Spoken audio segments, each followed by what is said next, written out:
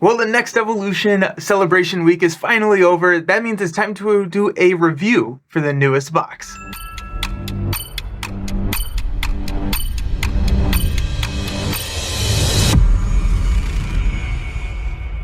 Hello and welcome to Nelson All Over Cards. My name is Nelson and today we're taking a look and doing a review on the newest expansion for Marvel Champions, which is NeXt Evolution. This is a big box campaign that comes with 2 new heroes, 5 new villains, a ton of mod sets, and a campaign through line. What we're going to be doing is we're going to be talking a little bit about each one of those pieces.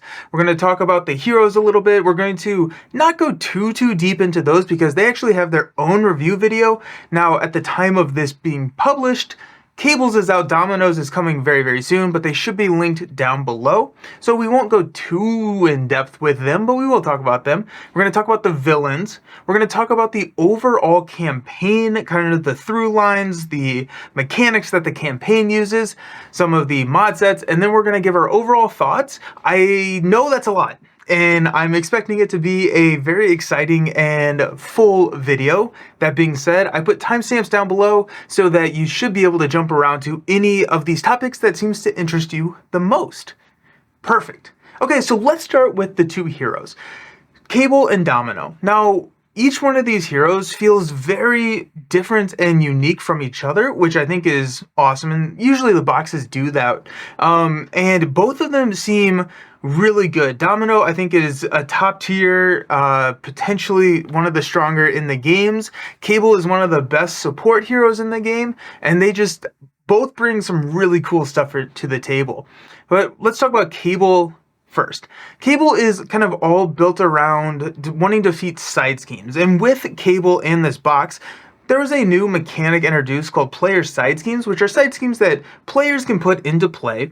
And you can thwart these just like any normal side scheme. None of them have a bad effect while they're on play, but when you complete them, everybody at the table gets some benefit. So build support, for example, comes in with 3 per player. Once you thwart it down, everybody at the table gets to go put a support of cost 3 or less into play. That's awesome. I really like this new mechanic, and Cable, when I say wants to work around these, he's actually able to include player side schemes from any different aspect in his deck build. So he's similar to like Cyclops, where Cyclops gets to add all of the X-Men allies, whereas Cable gets to do different side schemes from different aspects. This means that he can support the heck out of the team. If you are sitting there with 4 players, Cable, if you bring to the table all of these players' side schemes and a way to easily take care of them, maybe that's mission leader and you're running heavy ally builds, or you're running a giant justice deck with some really heavy threat mitigation, you're going to be the best friend at the table, because you're going to be able to drop in helicarriers, Quinn carriers, med teams, anything that you want, or anything that the other players have built their deck around. You're going to be able to help support them and get that into the game a little bit earlier. The other cool thing about Cable is that he ramps, and he's very much a build hero. So kind of leaning into the same player side scheme mechanic where you're investing threat reduction in order to get a engine building piece, typically.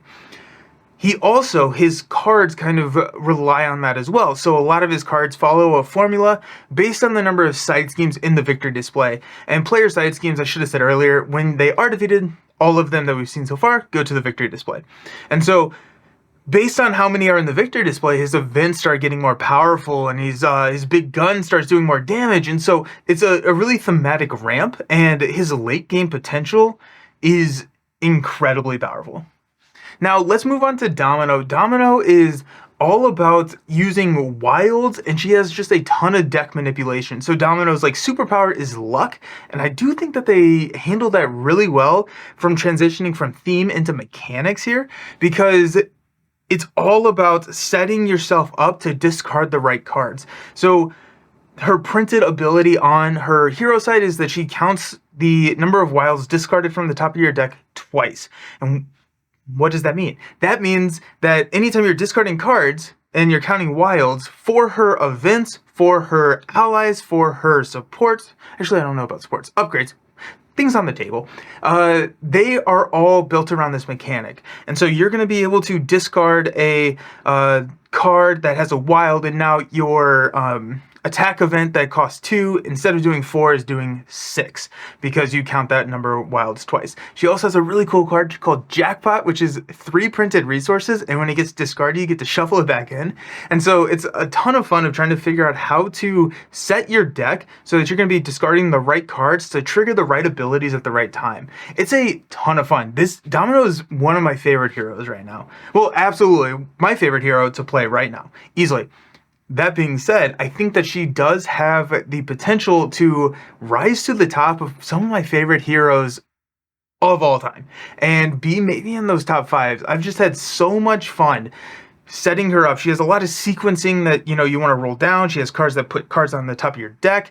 Then, there are abilities whenever, like, White Fox gets discarded, she gets to go into play. And so now there's a ton of this, okay, I'm going to put this card onto the top of my deck so that I can get it into play, and maybe I can get another activation out of my allies with 3 extra damage because I'm hitting that jackpot.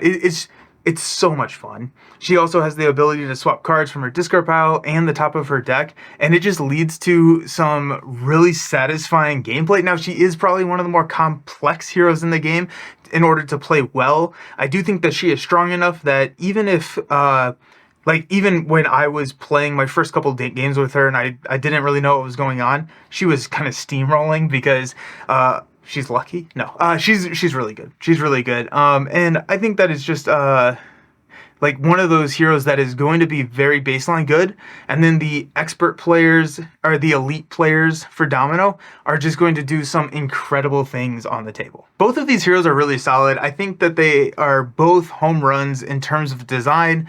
Really happy with the heroes in the box, and if you want more in-depth discussion around the heroes, I'll have those videos linked down below. But let's transition to talk about the villains. Now we're going to be talking about the villains as a skirmish game where it's not necessarily using the campaign rules. We'll talk about the campaign rules here in a second, but I wanted to talk specifically about the villains, and I think I should rather say the encounters, because some of these encounters have multiple villains. And so there are 5 encounters in the box, and I'm going to talk through these in terms of ranking them from what I like the least to my favorite scenario in the box. I will say that 5th scenario I still really, really like. In terms of fun, number 5, Mr. Sinister. I think Mr. Sinister is a really interesting fight. He's the 4th villain in the box, or I guess the 4th encounter in the box, and he comes with these special mod sets. There's Super Strength, Telepathy, and Flight.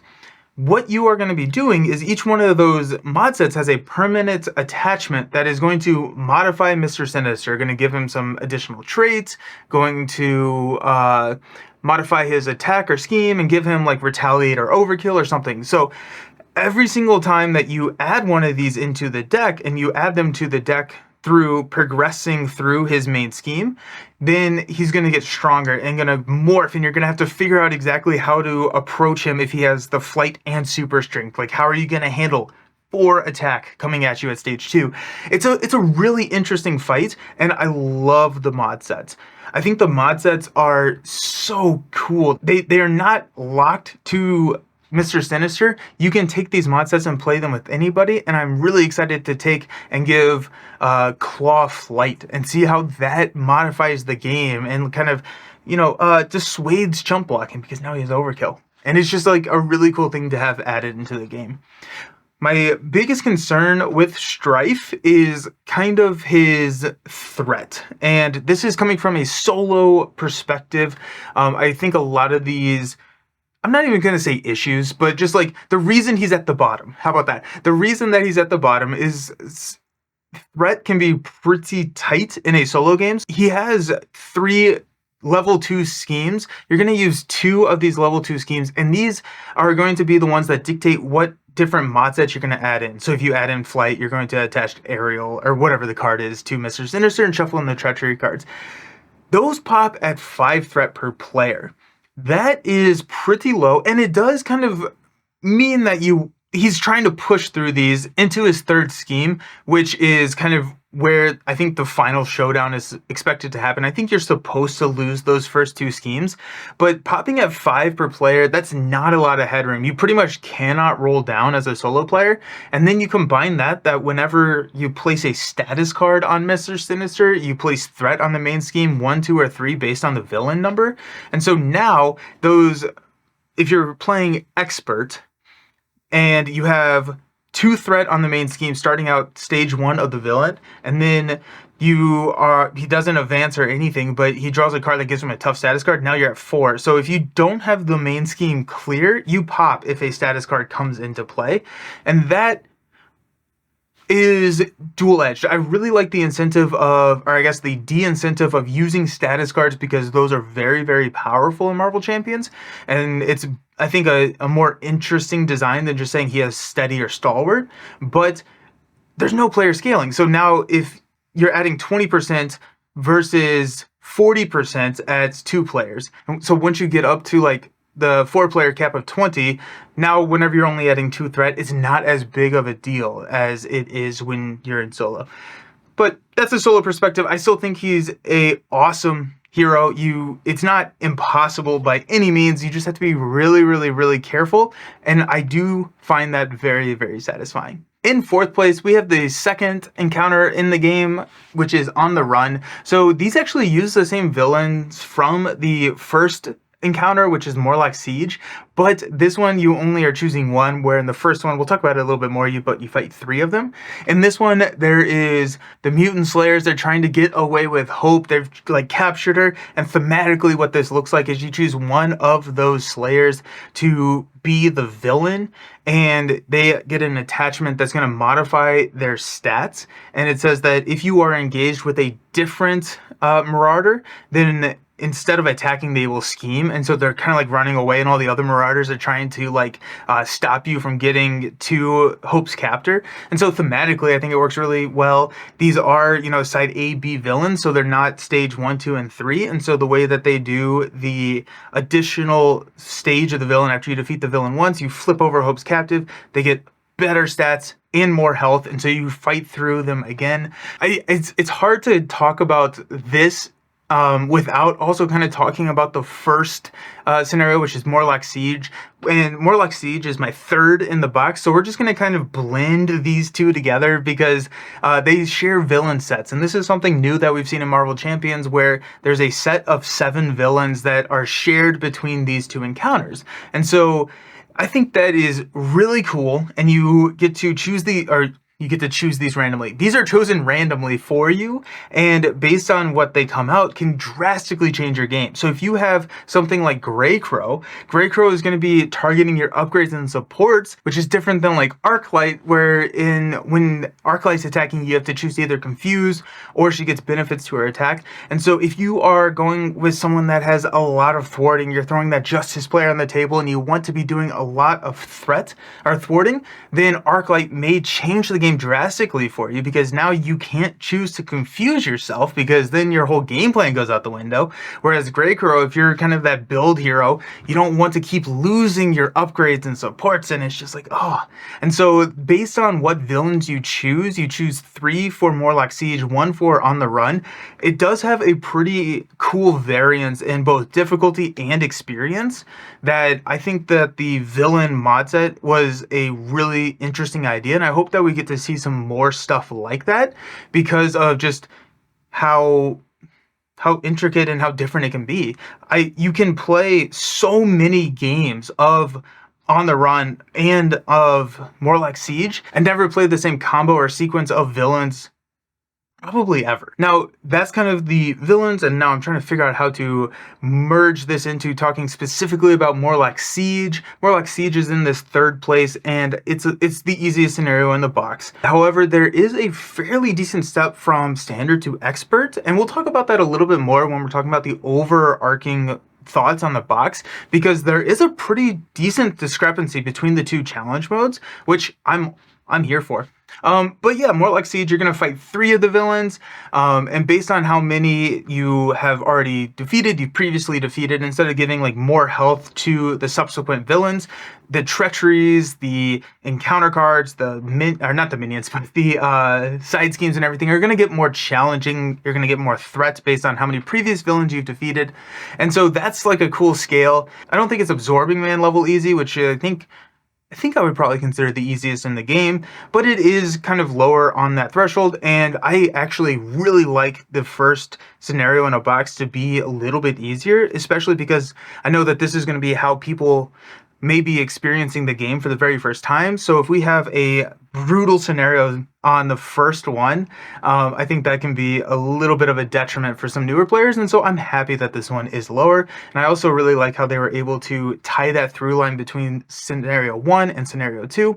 It's pretty cool. Let's talk about my second favorite encounter in the box, and that's going to be the capstone villain, the 5th villain that we're going to fight, and that is Stryfe. Stryfe is all about activating based on how many of a particular type of card you have in your hand. So whenever you draw up in your hand, if you have 3 events, 2 upgrades, and a resource card, he's going to look at what you have the most of, which would be events, and on stage 1 of the scheme deck, he's going to add that much threat and attack with that much bonus attack. And so it can really penalize some heroes and some deck builds if you run heavy into one type of card type. So like only events, you can get in a lot of trouble. That first scheme caps at 9, and you lose the game if you do not progress. The only way to progress is to take out the permanent side scheme that starts in the game called Stryfe's Grasp, which comes in with 4 threat, hinders 6. So like solo, it's 10 threat. But it has a crisis icon on it too. So you can't even touch the main scheme. You have to either thwart this down really fast, or the other way you can flip it is if you take out stage 1 of Stryfe, it will flip, and then it flips into Living Bomb, which also has a crisis, but then you move on to the second stage of the main scheme deck, and you have a little bit more breathing room, so it's a really fast push into pushing past that first stage, either removing a ton of threats from Stryfe's Grasp or defeating Stryfe, throwing a ton of damage at him. And then you have to figure out how to build out from there. Like, I think if you sit there and you take a normal build ramp in a game, Stryfe is just going to run you over. And so you really have to kind of adjust your gameplay, which is a really fun thing to do. On that second stage, it has a really unique printed ability. It says every hero gets +2 hand size. Nice. But the problem is that Stryfe gets benefit to his attack based on how much of a certain common type of card you have in your hand. So now if you normally would draw 2 events, maybe you now draw 3 or 4 events. And so Stryfe is attacking you harder, and every single card in your hand costs 1 more to play. So that pretty much offsets that +2. Now you have more options in your hand, which I think is always a good thing in Marvel Champions. You really need to play smart. You really need to kind of approach the game in a strategic direction, knowing what is coming and making adjustments for your gameplay based on that. I think he's a really tough but a fair final boss, and I think that this is right where I want like the difficulty of a final boss to be, maybe a little bit below, but like awesome capstone villain. Great, cool. And my favorite scenario in the box is the third one that you will fight. That is Juggernaut. He's a big, mean fighting machine. He's just a big brute, and he is going to hit you hard and not really have any other motivations outside of being, I want to destroy heroes.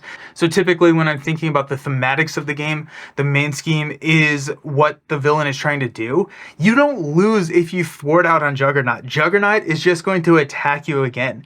And so there's a couple mechanics in there that make Juggernaut get stronger when he thwarts out. He gets these momentum counters, which is going to increase his attack.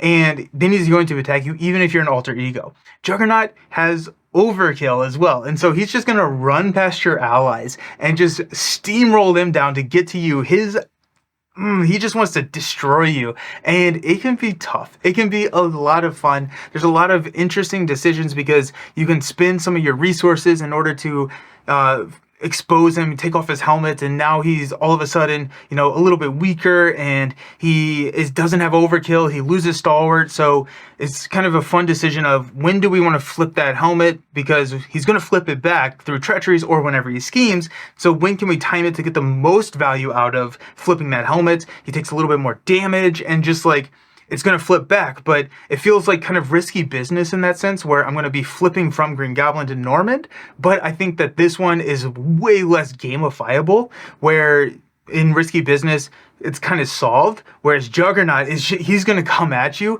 and you have to adjust your gameplay. And I am really looking forward to taking Juggernaut up against a lot of these heroes when I'm trying to like figure out how they are, or how good they are, because I think Juggernaut just poses a completely different problem for a hero. It's all about survivability. How much can you survive, and how much damage can you do before he does more damage to you? And I think that's going to stress test heroes in a new and unique way. And so I'm planning on adding that into the rotation of some of these heroes that I'm doing the spotlights on, to just see how they can handle Juggernaut, because it's a fun fight. Juggernaut is a blast, and the community agrees with me. So I put out a poll, and they voted by Juggernaut, and Juggernaut won by a huge margin. When I last look, and when I'm recording this video, I think it was around 60% of people said Juggernaut was their favorite scenario in the box, and that's hard to get that many people to agree on anything. And so to see just like the love of Juggernaut, it's so cool to see everyone's just like, that scenario is epic. It's so good. Let's talk about some of the notable mod sets in the box. Now, there are a lot of really cool mod sets. I've already talked about the Sinister mod sets and how freaking awesome those are. But there's also a couple others that I just wanted to highlight, and that's one of them's Hope Summers. It's used in the last 3 scenarios of the campaign, and it's a 2-card mod set. It's Hope Summers, who is an ally that mirrors your hero's stats, and then a side scheme that does not allow Hope to ready. I think it's a fun way that's similar to the Milano that makes the game just a little bit easier, especially for those heroes that have like really awesome stats. Now, when you run her with Miss Marvel, she's not that big of an impact on the game, but it is kind of fun to just have another way to modify and maybe make some of these harder scenarios easier. The next mod set that I want to talk about is Black Tom. It has these like creeping willows that have quick strike, 1 damage, which isn't bad, but then when they damage you, you get stunned, and they're so annoying. The stupid creeping willows are so annoying. And then Black Tom, when he's in play, he can't take damage if creeping willows are in play. When he comes into play, he finds one, and it's just like a way tougher mod set than I was expecting when I started. I saw I think it was Critical Encounters, and I'm sorry if that's not correct, had these as spoiler cards. And so it was, when I saw it, I was like, that's not going to be too bad, but it is mean. It's a nasty mod set. I don't like it. I like it. I don't like it in the eyes of the hero, but it's going to be fun to get into that rotation as one of the more annoying mod sets to play. And then the last one that I want to talk about before we move on to kind of the overall campaign is the Marauders. So these are another big minion mod set, and I like mod sets that have a lot of minions in them. These mirror the villains from the first 2 scenarios. They're the minion versions, and they're not too difficult to take care of. However, if they activate, they're going to be doing some nasty stuff, and so you really do need to prioritize taking out the minions, which I think is a really important factor for a mod set to kind of pull pressure away from the villain. And I think that the Marauders do a good job of doing that, and it's one of these that's another one that I'm just going to get into the rotation as not super difficult, but tough to kind of be one of my go-to like big minion scenarios. Okay, let's talk about the campaign through line, and what I mean by that is when you're playing campaigns of Marvel Champions, you are going to get additional bonuses, maybe in the forms of cards, upgrades, etc., based on if you play the campaign mode, or you can play each one of these villains individually. But the campaign through line, the campaign rewards here are different player side schemes that come in, I think, all with 4 per player. And whenever you thwart them down, you get a bonus that will be ongoing throughout the rest of the campaign.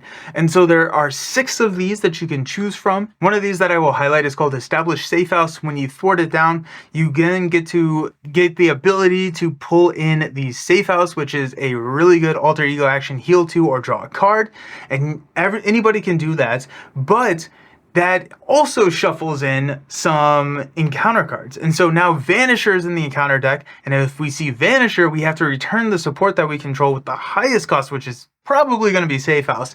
And so there's like a push-pull with the benefits of the player side schemes and the encounter cards, and then also the campaign adds in some add additional threat per previous player side scheme defeated. And so that is another way to kind of hurt or make it more challenging because you are getting these benefits at the beginning of the game. But typically I have found that the benefits far outweigh the negatives. The Safe House, the ability to put allies into play, can just vastly outweigh some of the negatives in that encounter deck. Now, since there are 6 of them, you do get to choose which ones you're using in each scenario, and the one you choose first you'll have for the entirety of the campaign, and the one you'll choose last you only get for that final scenario. And so it's fun because I think that the best choice could be any 6 of those based on your team and hero makeup and build. And so I think they did a good job of balancing that, because some of us really want Pouches, which is a double resource card, and that could be the best choice for a specific hero, or maybe that's one's not even chosen for the next round through. And so I think that they're all very balanced. I don't think one is way better than the other. And so I can see all of these getting used at different times. And so I really like them. I really thought that they were good. It's really easy to play. It's not like a lot of upkeep. There's not a lot of notes, and I enjoy that because it makes the campaign play very smooth and very easy to just sit down and play through the campaign. And this is where we'll transition to overall thoughts.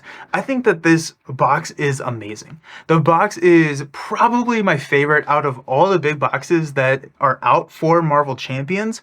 I think I probably like the campaign of Sinister Motives better, where you have this like reputation track and get bonuses and detriments based on how well you've done throughout the campaign. I think that's a more interesting campaign mechanic, and I really like the Heroes in Mutant Genesis. But I think as an overall box, comparing the villains, the campaign, the heroes as a whole package, I think this is probably my favorite one. It is so good. I really like the fact that it's fairly easy on standard and has a really nice step up into expert. And so it's a very approachable box. I would put this on par. I still think I would recommend Rise of Red Skull for newer players, but I think that this one is also a really good one that new players can pick up because it has a pretty easy standard mode and then a pretty decent step up into expert. So I love this box. I think it is fantastic. What are your thoughts on the box? I have played a lot. I want to hear what you all think. Do you all like the villains? Are you a fan of the heroes that come in the box? Do you like the campaign mode? Do you only play skirmish? Tell me what you think about the box down in the comments, and I would love to talk to you all about that. Thank you all for watching. I will see you around. Peace.